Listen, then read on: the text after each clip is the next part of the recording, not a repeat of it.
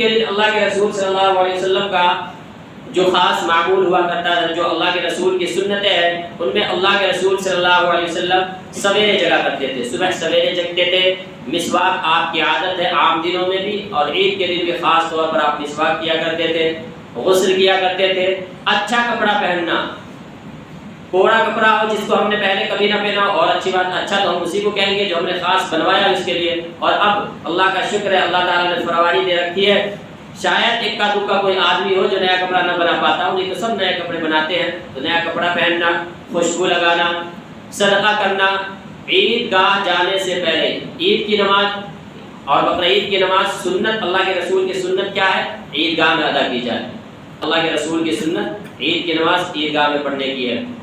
اور نماز کے لیے جانے سے پہلے اللہ کے رسول کی سنت یہ بھی ہے کہ کچھ کھا کے جانا۔ عیدین کی نماز اور عید کی نماز میں، بقرعید میں تو نماز پڑھ کے آتے تو کھاتے ہیں، عید کی نماز میں کچھ کھا کے، میٹھا کھا کے۔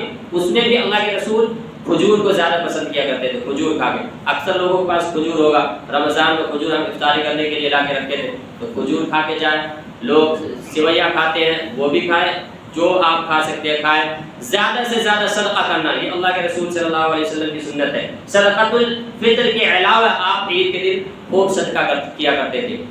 خوشی کو ظاہر کرنا، چونکہ اللہ تعالیٰ نے جب اس دن کو خوشی کا دن بنایا ہے، اور ہم اس دن کو اندرونی اعتبار سے یا ظاہری اعتبار سے، کسی اعتبار سے غم کا دن بناتے ہیں، تو یہ ایسا ہوگا جیسے ہم اللہ کے حکم کو توڑ رہے ہیں۔ تو خوشی آپ ظاہر کریں، اگر کوئی عارضی چیز آپ کے غم کے تکلیف کی ہو بھی اسے آپ دبا دیں، خوشی ظاہر کریں، اللہ کا حکم تبھی پورا ہوگا۔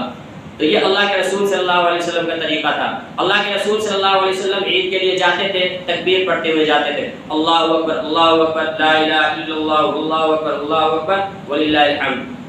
آہستہ آواز سے عید میں، یعنی یہ والی عید جو ہے عید الفطر، اس میں آپ آہستہ آواز سے پڑھتے ہوئے جاتے تھے، بقرعید میں تھوڑی آواز بلند کر کے پڑھتے ہوئے جاتے تھے۔ اللہ کے رسول صلی اللہ علیہ وسلم کا طریقہ یہ بھی ہے کہ آپ جس راستے سے جاتے تھے اس راستے کے علاوہ بدل کے آتے تھے، اور یہ میں 2-4 دنوں پہلے اس لیے آپ کو بتا دے رہا ہوں تاکہ آپ ان چیزوں کو سمجھیں، یاد کریں اور ان چیزوں کی پابندی کر سکیں۔ ڈائریکٹ عید کے دن سنانے بیٹھوں گا، جب تک آپ آ چکے ہوں گے تو وہ سنتوں کی پابندی آپ کہاں سے کر پائیں گے؟ تو یہ چند باتیں تھیں، اللہ تعالیٰ سمجھنے کی اور عمل کی توفیق دے، غلط جو کوتاہیوں کو معاف کرے۔